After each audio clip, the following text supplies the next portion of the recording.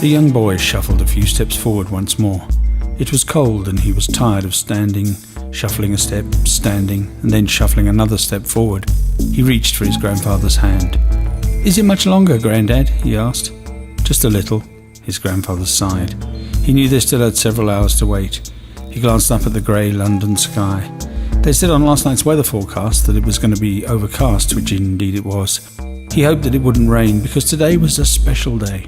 He was taking his grandson to see one of mankind's greatest discoveries, and he certainly didn't want it spoilt by bad weather.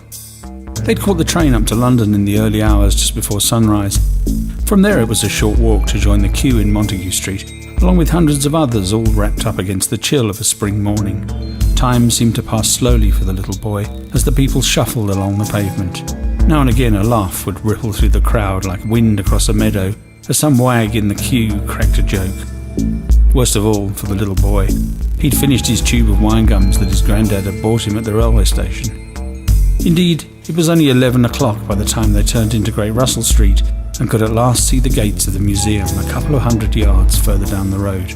On their right, through the railings, they watched the queue that stretched out in front of one of the greatest museums in all the world. The British Museum had started as a home for the collection of the physician, naturalist and collector Sir Hans Sloane.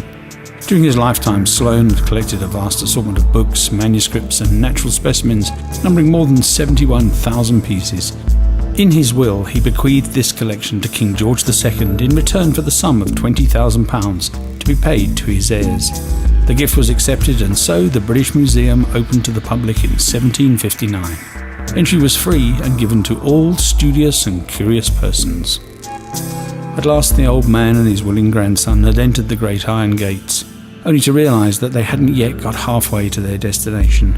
The slowly moving snake of eager visitors crossed the open ground back and forth many times before being swallowed by the gaping museum doors. The year was 1972 and the British Museum was playing host to the treasures of Tutankhamun. This collection of 50 pieces coincided neatly with the 50 years that had passed since Howard Carter had uncovered what lay deep inside KV-62 in Egypt's Valley of the Kings. The treasures of Tutankhamun had been opened by Queen Elizabeth II in March that year, and it was estimated that some 7,000 visitors passed through every day. For the old man, this day had been a long time coming. He and his grandson had spent hours poring over books about ancient Egypt and in particular Tutankhamun.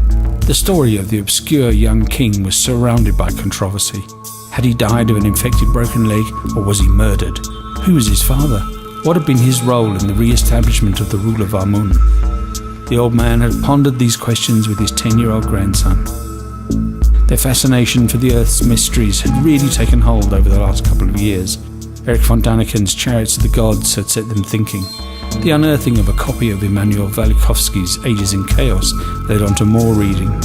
The pair of them, the old man and his grandson, would sit in the old man's study talking of Stonehenge and Atlantis, of ancient astronauts and UFOs, of the Maya and the Inca, the plains of Nazca and the Moai of Easter Island.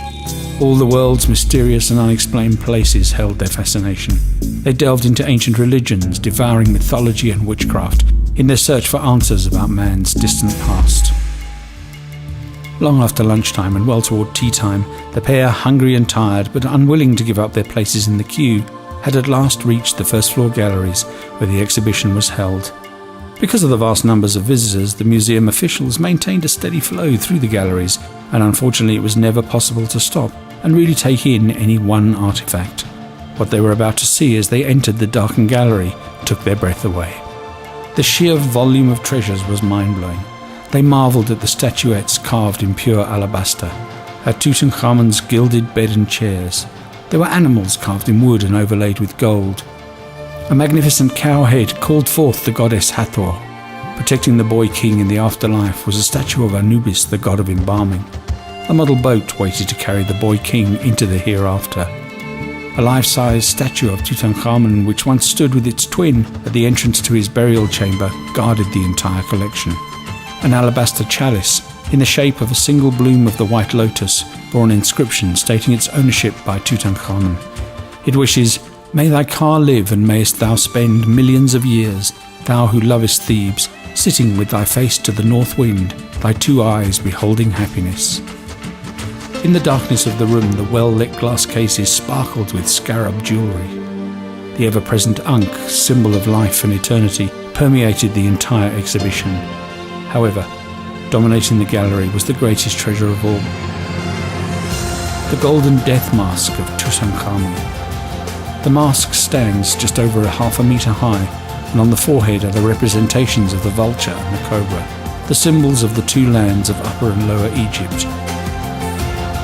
In less than an hour, the old man and his grandson were outside, in the gathering gloom of a London evening, heading back towards Russell Square tube station and the journey home.